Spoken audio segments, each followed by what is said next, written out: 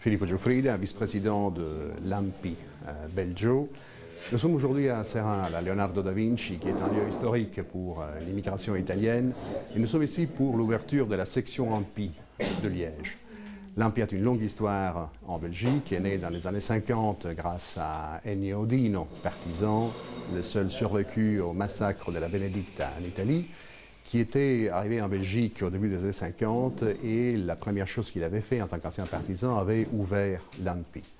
L'ANPI a toujours participé à la vie des Italiens de Belgique en ayant tout de suite plusieurs centaines d'inscrits à l'Association nationale des partisans, tout d'abord avec la deuxième vague d'immigration, les travailleurs qui sont arrivés en Belgique pour travailler dans les mines et dans la sidérurgie, parmi lesquels il y avait plusieurs partisans.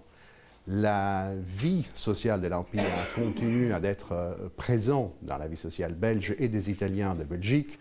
L'ANPI a assumé pour des années, par exemple, la présidence de l'Institut d'assistance scolaire dans plusieurs endroits en Belgique, que ce soit à Bruxelles, mais également dans la circonscription consulaire de Liège. Et nous sommes aujourd'hui ici à Liège particulièrement heureux de réouvrir en réalité une section de l'ANPI dans un moment très important pour la communauté italienne de Liège.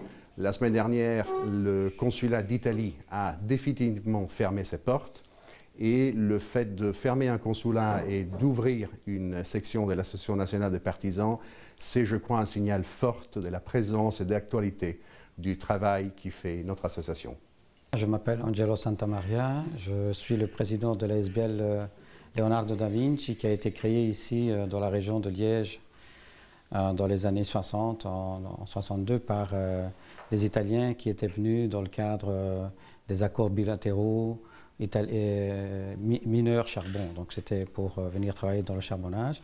C'est un objectif qu'ils se sont fixés, c'est pour se donner un lieu de rencontre et un lieu à travers lequel ils pouvaient revendiquer aussi leurs droits d'émigrer. Une des premières batailles, ça a été celle de la reconnaissance de la silicose en tant que maladie professionnelle. Et aussi, on n'est pas oublié la grande bataille qu'il y a eu pour le droit de vote, au moins à niveau communal, qu'après ça s'est réalisé. Bon, aujourd'hui, nous sommes heureux d'accueillir l'Assemblée générale de l'ANPI, l'Association nationale italienne des partisans. Et c'est une des valeurs, justement, la résistance, c'est une des valeurs essentielles de notre association, puisque parmi les fondateurs, il y avait quelques résistants quand même, et qui sont, malheureusement, certains sont disparus, et il ne reste plus tellement. Et alors, qu'est-ce que nous voulons faire? C'est justement rajeunir un peu le cadre et transmettre cette valeur de la résistance, de la justice et de la liberté des peuples qu'on voudrait transmettre aux nouvelles générations. Eh bien, l'Institut est tenu d'être présent à cette séance inaugurale d'une nouvelle section de l'ANPI à Liège parce que c'est un moment très important. Et important parce qu'à l'époque, il y a un moment où les témoins disparaissent les uns après les autres en conséquence de leur très grand âge, la création d'une nouvelle section qui va avoir comme vocation notamment de transmettre le souvenir des sacrifices consentis dans la lutte contre le fascisme est un élément important et qui doit être souligné et malheureusement un peu trop rare.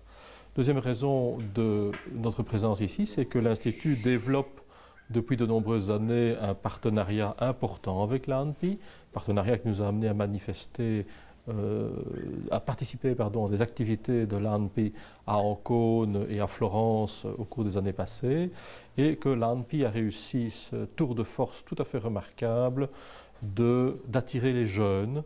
Et c'est un exemple que je voudrais souligner et présenter aux associations patriotiques belges qui ont un peu tendance malheureusement à n'avoir pas réussi cette reconversion.